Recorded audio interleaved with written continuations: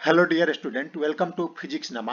आज के इस वीडियो में हम लोग क्लास 9 साइंस का चैप्टर वर्क एंड एनर्जी का एक्सरसाइज 6 to 10 यानी 6 से लेकर 10 तक को सॉल्व करेंगे, जो एनसीईआरटी क्लास 9 के बुक से लिया गया है। तो आइए चलिए सबसे पहले हम लोग एक्सरसाइज 6 को सॉल्व करते हैं। Exercise 6, the potential energy of A freely falling object decreases progressively. Does this violate the law of conservation of energy? Why? तो इसमें बोला गया है कि अगर कोई बॉडी किसी हाइट से फॉल कर रही है, नीचे की तरफ आ रही है, तो उसका पोटेंशियल एनर्जी डिक्रीज होते रहता है। जैसे जैसे वह नीचे आएगी, जैसे यह बॉडी है, जैसे जैसे यह नीचे आएगी ग्राउंड की तरफ, तो इसका पोटेंशियल एनर्जी डिक्रीज करेगा। तो इसमें बोल रहा है कि पोटेंशियल एनर्जी इसका डिक्रीज हो रहा है, तो क्या यह लॉ ऑफ कंजर्वेशन को वायलेट कर रहा है, या conservation law of conservation of energy का उल्लंघन है, वायलेट कर रहा है? तो अगर कर रहा है तो क्यों, और नहीं कर रहा है तो क्यों नहीं है, ये हमें बताना है। तो आइए हम लोग इसको देखते हैं। मान लेते हैं कि एक ऑब्जेक्ट है जिसका मास 20 केजी है। यह अर्थ के सरफेस से 4 मीटर हाइट पर है, और यहां से इसको हम लोग नीचे की तरफ ड्रॉप करेंगे। तो देखेंगे कि जैसे जैसे यह नीचे आएगा, इसका पोटेंशियल एनर्जी डिक्रीज करते जाएगा। और जो लॉ ऑफ कंजर्वेशन है वह क्या बोलता है कि potential energy plus kinetic energy दोनों का सम कांस्टेंट होता है। तो इस पॉइंट पर जो टोटल एनर्जी होगा, टोटल एनर्जी को हम लोग मैकेनिकल एनर्जी भी बोलते हैं, जो potential energy plus kinetic energy के इक्वल होता है। तो इस पॉइंट पर जो टोटल एनर्जी होगा वह हम किसी भी पॉइंट पर लेंगे, या जब नीचे की तरफ आने लगेगा तो उस पॉइंट पर जो टोटल एनर्जी होगा वो कांस्टेंट होगा। आइए हम लोग इसको देखते हैं कैसे कांस्टेंट होगा। तो जैसे यह 4 मीटर हाइट पर है, तो इस पॉइंट पर पोटेंशियल एनर्जी हम निकालते हैं। पहले यह हाइट है, इस कॉलम में हम हाइट लेंगे, अर्थ के सरफेस से कितने हाइट पर है। तो पोटेंशियल एनर्जी का क्या होता है, इक्वेशन होता है एम जी एच। एम हो गया बॉडी का मास, जी हो गया एक्सेलरेशन ड्यू टू ग्रेविटी, और एच अर्थ के सरफेस से उसका हाइट। तो 10 के जी है, 20 के जी इसका मास हम लोगों ने लिया है, और जी को हम लोग 10 मीटर पर सेकेंड स्क्वायर लेंगे, और हाइट है 4 मीटर। तो यहाँ पर जो पोटेंशियल एनर्जी हो गया, ये हो गया 800। और यहाँ पर काइनेटिक एनर्जी का फॉर्मूला क्या होता है, इक्वेशन होता है हाफ एम बी स्क्वायर। और यहाँ पर यह बॉडी रेस्ट पर है, तो जो काइनेटिक एनर्जी है इस पॉइंट पर ये जीरो हो जाएगा। और इन दोनों को सम करेंगे, दोनों को ऐड करेंगे, तो टोटल एनर्जी हो जाएगा potential energy plus kinetic energy, ये हो जाएगा 800 जूल। तो अब हम इसको ड्रॉप करते हैं, नीचे की तरफ ड्रॉप करते हैं। अब जैसे ही इस पॉइंट पर आता है, हम इसका फोटो निकाल लेते हैं। यहाँ ये रुकेगा नहीं, ये तो सीधे नीचे की तरफ अर्थ पर आएगा, लेकिन इस पॉइंट पर जैसे ही आता है इसका हम फोटो निकालते हैं। यहाँ से 1 मीटर जैसे ही नीचे आता है, हम इसका फोटो निकाल लेते हैं। तो अब यह उसका फोटो है, वो तो उसको हम लोग देखते हैं। जैसे यह अभी अर्थ के सरफेस से 3 मीटर हाइट पर है, और यहाँ से 1 मीटर नीचे आया, 1 मीटर नीचे आया। तो अगर हम इस पॉइंट पर इसका पोटेंशियल एनर्जी निकालते हैं, तो पोटेंशियल एनर्जी और काइनेटिक एनर्जी, यहाँ पर इसमें वेलोसिटी भी था, तो इसके कारण इसमें काइनेटिक एनर्जी भी होगा। तो हम इस पॉइंट पर दोनों निकालेंगे, पोटेंशियल एनर्जी और काइनेटिक एनर्जी निकालते हैं। तो अगर हम इसको इस पॉइंट पर वेलोसिटी निकालना है, तो हमें जो मोशन चैप्टर में हम लोगों ने इक्वेशन पढ़ा था, v square equal to u square plus 2as, इसको हम लोग यूटिलाइज यहाँ कर वी स्क्वायर निकाल सकते हैं, क्योंकि काइनेटिक एनर्जी के लिए वी स्क्वायर चाहिए। तो वी स्क्वायर हम लोग निकाल लेते हैं। तो वी स्क्वायर क्या होगा, यू स्क्वायर, यू क्या है यहाँ पर 0 है, और 2a एक्सेलरेशन की जगह g हो जाएगा, और s यहाँ से यहाँ तक का जो डिस्टेंस है, हाइट है, यहाँ से यहाँ का जो डिस्टेंस है 1 मीटर है, वो हो जाएगा। तो इसको वी स्क्वायर हो जाएगा 20। तो वी स्क्वायर 20 होगा, तो हाफ एम बी स्क्वायर यानी काइनेटिक एनर्जी हो जाएगा 200। उसी तरह हम यहाँ पर पोटेंशियल एनर्जी निकाल लेंगे। तो यहाँ से यहाँ का हाइट कितना है, 3 मीटर है। तो यहाँ पर जो पोटेंशियल एनर्जी हो जाएगा 600 हो जाएगा। तो ये दोनों को ऐड करेंगे, पोटेंशियल प्लस काइनेटिक एनर्जी, तो ये हो रहा है 800। इसी तरह अब जब और नीचे आता है, मानते कि अर्थ के सरफेस से 2 मीटर हाइट पर है और यहाँ से यहाँ तक 2 मीटर नीचे आया, तो उस समय अगर हम उसका वी स्क्वायर निकालेंगे, यानी वेलोसिटी का स्क्वायर निकालेंगे, तो यह 40 हो जाएगा। तो और यहाँ पर हम पोटेंशियल पोटेंशियल एनर्जी निकालते हैं, तो यह आता है 400, और काइनेटिक एनर्जी वी स्क्वायर हमें मालूम हो गया 40, तो इस इक्वेशन में रखकर काइनेटिक एनर्जी निकालेंगे तो ये 400 हो गया। अगर दोनों का ऐड करते हैं तो 800 आ रहा है। तो देख रहे हैं कि टोटल एनर्जी है वह कांस्टेंट रह रहा है, यानी टोटल एनर्जी में ना गेन हो रहा है ना लॉस हो रहा है। तो यानी यहाँ पर टोटल एनर्जी कंजर्व हो रहा है। तो यहाँ पर ये क्या हम देख रहे हैं कि जो लॉ ऑफ कंजर्वेशन है वह वायलेट नहीं हो रहा है। Since total energy, that is mechanical energy, remains constant, it does not violate the law of conservation of energy. तो यह एक्सरसाइज 6 समाप्त हो गया। अब हम एक्सरसाइज 7 की तरफ बढ़ते हैं। Exercise 7, what are the various energy transformation that occur when you are riding a bicycle.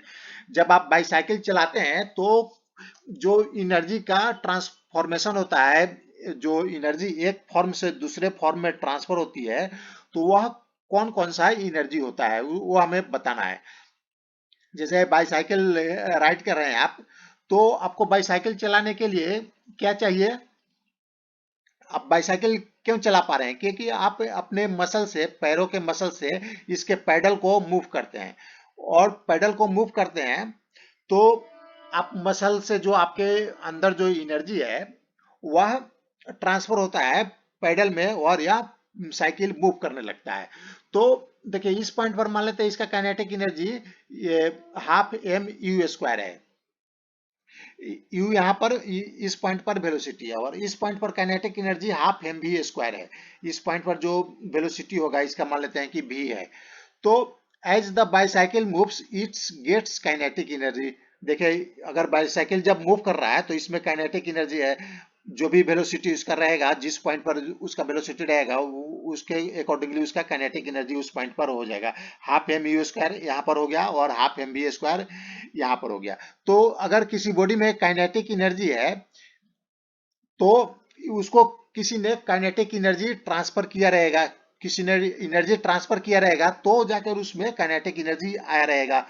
तो rider muscle energy converted into kinetic energy.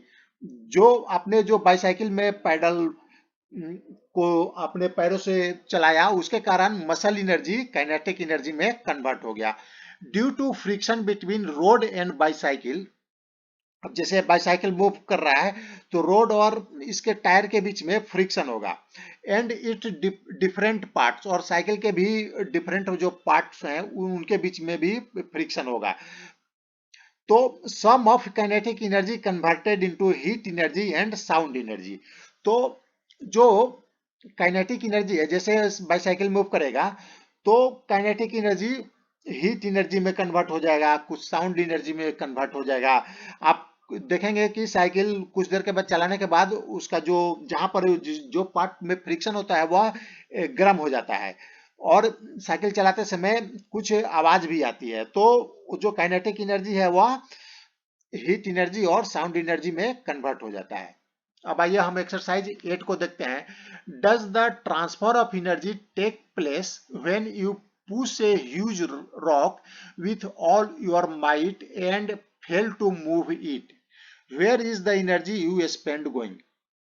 जब आप किसी बहुत बड़े पत्थर को पुश करते हैं लेकिन वह पत्थर मूव नहीं करता है, तो पत्थर मूव नहीं करता है तो क्या आपने उस पत्थर पर एनर्जी ट्रांसफर किया? तो ये हमें बताना है। और where is the energy you spend going, तो आपने जो एनर्जी अपने मसल के, हाथों के मसल से जो एनर्जी लगाया वह एनर्जी किधर गया? अगर पत्थर मूव नहीं कर रहा है तो वह एनर्जी किधर गया? तो हम लोगों ने स्टडी किया था काइनेटिक एनर्जी में कि अगर किसी ऑब्जेक्ट पर वर्क होता है तो वह वर्क उसके काइनेटिक एनर्जी में ट्रांसफर हो जाता है। अगर वह बॉडी मूव करने लगती है तो वह वर्क उसके काइनेटिक एनर्जी में ट्रांसफर होता है। तो यहाँ पर तो हम उसको बहुत जोर से ताकत लगा रहे हैं, लेकिन वह रॉक है मूव नहीं कर रहा। जैसे यह व्यक्ति परेशान है, इस रॉक को पुश कर रहा है, बहुत अधिक ताकत लगा रहा है पुश करने में, लेकिन यह पत्थर मूव नहीं कर रहा है। तो मूव नहीं कर रहा है तो यानी इसने जो एनर्जी लगाया मूव करने में वह इसमें ट्रांसफर नहीं हुआ, क्योंकि इस पत्थर में कब एनर्जी ट्रांसफर होगा, जब यह मूव करेगा। इसके मूव करेगा यानी इसमें काइनेटिक एनर्जी होगा, तभी जाके इसका एनर्जी इसमें ट्रांसफर होगा।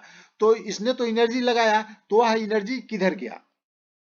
No work is done as the displacement is zero. इस पर रॉक का डिस्प्लेसमेंट नहीं हुआ, तो इस रॉक पर वर्क नहीं हुआ, जिसके कारण उसका एनर्जी भी ट्रांसफर नहीं हुआ। There is no transfer of muscular energy to the stationary rock as it does not moves. The muscular energy transfer into heat and body feels warmer and there is no loss of energy। तो जो इस body ने, इस person ने जो energy लगाया वह energy heat energy में कन्वर्ट हो गया। इसका बॉडी कुछ देर के बाद वह गर्म महसूस करेगा, उसके बॉडी में हीट आ जाएगा। जैसे आप लोग भी कुछ काम करते होंगे तो कुछ देर के बाद आपका बॉडी में बॉडी क्या होता है, वार्मर हो जाता है, गर्म हो जाता है। तो उसी तरह इसका बॉडी गर्म हो जाएगा। इसका जो एनर्जी है इस रॉक में ट्रांसफर नहीं होगा, वह एनर्जी हीट एनर्जी में कन्वर्ट हो जाएगा। अब हम लोग एक्सरसाइज 9 को देखते हैं। A certain household has consume 250 units of energy during a month. How much energy is this in joules. एक जो हाउस होल्ड आइटम है जो इलेक्ट्रिसिटी कंज्यूम करता है, तो उसका जो कंज्यूम किया एक मंथ में, जो इलेक्ट्रिसिटी कंज्यूम किया उसका यूनिट्स है 250 यूनिट्स। तो हमें पता लगाना है कि उसने कितना एनर्जी जूल्स में कंज्यूम किया। जैसे मान लेते हैं ये रेफ्रिजरेटर है, फ्रिज है, और यह घर में लगा हुआ है, तो इसने 250 यूनिट्स इलेक्ट्रिसिटी कंज्यूम किया। तो जो यूनिट है, जो इलेक्ट्रिसिटी का जो यूनिट है उसको हम लोग कैसे डिफाइन करते हैं? देखिए, the energy used in household, industry and commercial establishment are expressed in kilowatt hour, KWH, kilowatt hour. जहां पर कोई बिजली कंपनी जो इलेक्ट्रिसिटी एजेंसी है, अगर वह बिजली के लिए चार्ज करती है किसी कंज्यूमर से, तो वह जो चार्ज करती है यूनिट के अनुसार चार्ज करती है। जितना यूनिट कंज्यूम होगा उसके अकॉर्डिंगली वह चार्ज करेगी, उतना उसका बिल होगा। तो जो यूनिट होता है वह यूनिट को कैसे व्यक्त करते हैं? अगर 1 किलोवाट आवर है तो वह 1 यूनिट हो जाएगा। Electrical energy used is express in terms of unit. Here 1 unit means 1 kilowatt hour. अगर 1 किलोवाट आवर है तो वह 1 यूनिट हो जाएगा। तो इसने कितना कंज्यूम किया? 250 यूनिट्स। तो यानी ये हो जाएगा 200 किलोवाट आवर। तो इसको हम लोग जूल में कन्वर्ट कर देते हैं। देखिए 1 यूनिट होता है 1 किलोवाट आवर, तो यह हो जाएगा 1 किलोवाट मल्टीप्लाई 1 आवर हो जाएगा। तो 1 किलोवाट में हो जाएगा 1000 वाट, और आवर में हो जाएगा 60 मल्टीप्लाई 60 सेकेंड, 60 मिनट हो जाएगा। फिर 60 मिनट को सेकेंड में कन्वर्ट कर देंगे तो 60 से मल्टीप्लाई कर देंगे, तो ये हो जाएगा 1000 मल्टीप्लाई 3600 जूल। ये हो जाएगा 3.6 मल्टीप्लाई 6 पावर रेस 10 जूल। यह 1 यूनिट में हुआ। और जो फ्रिज ने कंज्यूम किया यह 250 यूनिट कंज्यूम किया। तो इसको 250 यूनिट में कितना जूल हो जाएगा? तो 250 से मल्टीप्लाई कर देंगे इसको, तो 200 multiply 3.6 multiply 6 power raise 10 joule. तो ये हो जाएगा 900 मल्टीप्लाई 6 पावर रेस 10, ये हो जाएगा 9 multiply 10 power raise, sorry 9 multiply power 8 raise to 10 joule. तो ये एक्सरसाइज 9 भी हो गया। अब हम एक्सरसाइज 10 को सॉल्व करते हैं। An object of mass 40 kg is raised to a height of 5 metre above the ground. एक ऑब्जेक्ट है जिसको हम ग्राउंड से 5 मीटर ऊपर ले जाते हैं। What is it's potential energy? हमें मालूम करना है कि इसका पोटेंशियल एनर्जी कितना है। If the object is allowed to fall, अगर 5 मीटर ऊपर ले जाकर उसको छोड़ देते हैं नीचे गिरने के लिए। Find its kinetic energy when it is half away down. तो हमें जब वह आधे रास्ते पर आएगा तो काइनेटिक एनर्जी को मालूम करना है। तो यह इसको हम लोग एक जो ऑब्जेक्ट है इसका मास 40 केजी है, इसको हम लोग 5 मीटर ऊपर तक ले जाते हैं। तो जब हम इसको ऊपर ले जाएंगे तो हमें कितना फोर्स लगाना पड़ेगा? हमें जो इसका वेट है उसके इक्वल फोर्स लगाना पड़ेगा, क्योंकि ग्रेविटेशनल फोर्स इस पर डाउनवर्ड डायरेक्शन में काम कर रहा है। जब यहाँ पर था तो इस पर ग्रेविटेशनल फोर्स डाउनवर्ड डायरेक्शन में काम कर रहा है। तो हमें ऊपर ले जाने के लिए कम से कम जो जितना ग्रेविटेशनल फोर्स वर्क कर रहा है इस पर, इस बॉडी पर, उतना फोर्स लगाना पड़ेगा, तब जाके यह ऊपर जाएगा। तो minimum force required to raise the object is equal to the weight of the object, that is mg। Gravitational force equal होगा mg के, इस ऑब्जेक्ट के मास के, सॉरी वेट के। तो इसके वेट के इक्वल हमें अपर डायरेक्शन में फोर्स लगाना पड़ेगा, मिनिमम फोर्स लगाना पड़ेगा। तो देखिए अभी हमें कितना हाइट तक ले गए, हम इसको ले गए 5 मीटर तक ले गए। क्वेश्चन में दिया गया हमें 5 मीटर तक ले जाना है। तो ग्रेविटेशनल फोर्स डाउनवर्ड डायरेक्शन में हो जाएगा mg के इक्वल, इसके वेट के इक्वल। तो वर्क कितना होता है? वर्क होता है फोर्स मल्टीप्लाई डिस्प्लेसमेंट। अगर दोनों सेम डायरेक्शन में है या ऑपोजिट डायरेक्शन में है तो उसका मैग्नीट्यूड हो जाएगा फोर्स मल्टीप्लाई डिस्प्लेसमेंट। तो वर्क हो जाएगा mgh, mg है फोर्स और डिस्प्लेसमेंट यहाँ से यहाँ तक का h है। तो पोटेंशियल एनर्जी इक्वल होता है mgh के, यहाँ से यहाँ तक हमको ले जाने में जो वर्क करना पड़ेगा वही पोटेंशियल एनर्जी हो जाएगा, तो mgh हो जाएगा। तो हम पोटेंशियल एनर्जी निकाल लेते हैं। m हमें मालूम है और g का वैल्यू 9.8 मीटर पर सेकेंड स्क्वायर होता है और h भी मालूम है 5 मीटर है। तो इसको हम पोटेंशियल एनर्जी हो जाएगा 1960 जूल। तो क्वेश्चन का एक पार्ट का हमें आंसर मालूम हो गया। यहाँ पर जो पोटेंशियल एनर्जी है 5 मीटर हाइट पर वो हो जाएगा 1960 जूल। अब हमें सेकेंड इसका पार्ट निकालना है। जब यह आधे रास्ते पर, इसको हम नीचे के लिए छोड़ देंगे, जब आधे रास्ते पर आएगा तो उसमें पोटेंशियल एनर्जी, सॉरी इसका उसमें काइनेटिक एनर्जी इसका क्या होगा? तो यहाँ पर जो पोटेंशियल एनर्जी है 1960 जूल है और काइनेटिक एनर्जी 0 है, क्योंकि यहाँ पर वेलोसिटी 0 है, यहाँ पर यह रेस्ट पर है। और टोटल एनर्जी क्या हो जाएगा? 1960 जूल। अब इसको हम नीचे ड्रॉप करते हैं।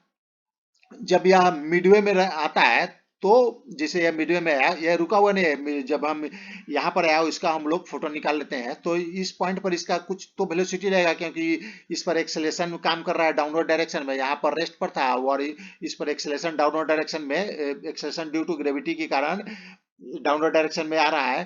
तो एक्सेलेरेशन है तो इसका वेलोसिटी भी इंक्रीज करते जाएगा। सेम डायरेक्शन में, जिस डायरेक्शन में ऑब्जेक्ट मूव कर रहा है उसी डायरेक्शन में अगर एक्सेलरेशन है तो उसका वेलोसिटी इंक्रीज करते रहेगा।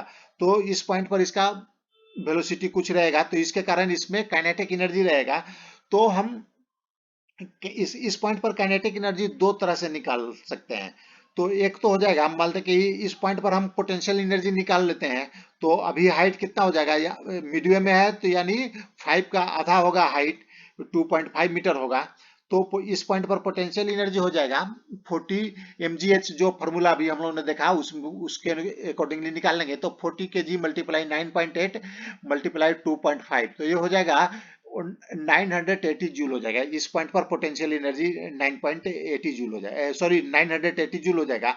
और हमें मालूम है law of conservation of energy से potential energy plus kinetic energy constant होता है, यानी इस पॉइंट पर जितना टोटल एनर्जी होगा इस पॉइंट पर भी टोटल एनर्जी उतना ही होगा।